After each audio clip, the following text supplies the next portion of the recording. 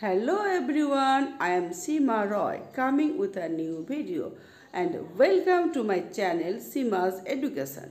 Today's topic is phonetic sound of alphabets. So let's start. Welcome to my new video, phonetic sounds of English alphabet, that is pronunciation. English alphabet আমাদের যতগুলো আছে সবগুলোর pronunciation কিন্তু একরকম হয় না। সেটা কেমন হয় আমি আজকে এ দিয়ে শুরু করছি। এর কত রকমের সাউন্ড হয় সেটা আমরা আজকে দেখব।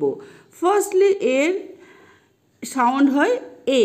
যখন আমরা এ বি সি ডি পড়ি তখন এর উচ্চারণ হয় কি এ, শুধু এ, অ্যালফাবেটিক্যাল সাউন্ড হিসাবে উচ্চারণ হয় এ, আর সেটাকে লং সাউন্ড বলে।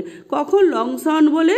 যখন সেটা অরিজিনাল সাউন্ড অর্থাৎ এ বি সি ডি যখন অরিজিনাল সাউন্ড ক্রিয়েট করে তখন তাকে বলি আমরা অরিজিনাল সাউন্ড ক্রিয়েট করে তখন আমরা তাকে বলি লং সাউন্ড, অর্থাৎ এ এটা লং সাউন্ড। এক্সাম্পল দেখে নিই একটা, যেমন কেক, সি এ কে ই, এখানে এটা এ হয়েছে, এটা এ হয়েছে এখানে, কারণ এখানে লং সাউন্ড হিসেবে আছে যেহেতু লাস্ট এখানে কি ই আছে।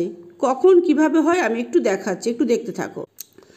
যখন দেখবে কোনো একটা ওয়ার্ডে C V C plus E আছে শেষে, তখন সেটা লং সাউন্ডে উচ্চারণ হয়, ভাওয়েলে লং সাউন্ড হয়।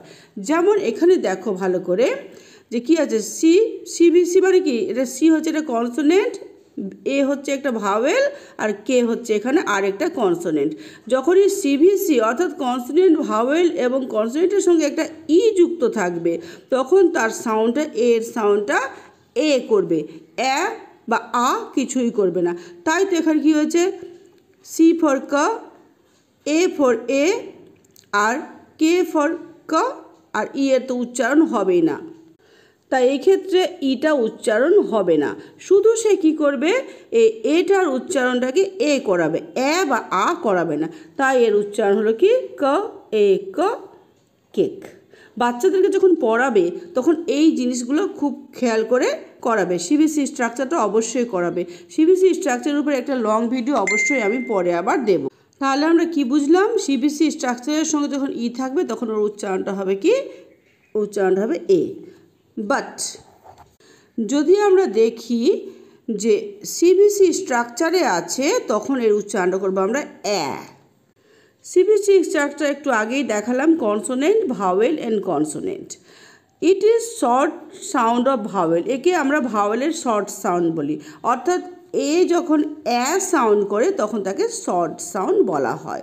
আর শর্ট সাউন্ড মানে হচ্ছে এইটুকুই থাকবে, অর্থাৎ কনসোনেন্ট ভাওয়েল এবং কনসোনেন্ট দিয়ে একটা ওয়ার্ড স্ট্রাকচার করা থাকবে। এবার আমি দেখিয়ে দিচ্ছি এক্সাম্পল দিয়ে। দেখো এক্সাম্পলটা এবার দেখো ভালো করে, কি আছে, ম্যাট, এম এ টি, তাহলে এটাকে আমাদের অরিজিনাল উচ্চারণ, অ্যালফাবেটের অরিজিনাল উচ্চারণ এ, তাহলে কেন আমরা এখানে এ উচ্চারণ করলাম, এ বললাম না কেন, কেন আমরা এখানে এ উচ্চারণ করছি, কারণ এটা সিভিসিতে আছে, অর্থাৎ কনসোনেন্ট ভাওয়েল এবং কনসোনেন্ট আছে, তাই এর উচ্চারণটা আমরা এ করব। যখনই যেখানেই দেখবে সিভিসি স্ট্রাকচার আছে সেখানে অবশ্যই বাচ্চাদেরকে বলবে সেটা এ উচ্চারণ করতে, এ উচ্চারণ না। তাহলে এম এর উচ্চারণ কি ম, আর এর উচ্চারণ এ, আর টি এর উচ্চারণ ট। এইগুলোর উপরেও আস্তে আস্তে আসছে সব অ্যালফাবেটিক্যাল সাউন্ড উচ্চারণ। তোমরা ভিডিওটি দেখতে থাকো, আস্তে আস্তে কিন্তু সব ভিডিওগুলোই পাবে তোমরা।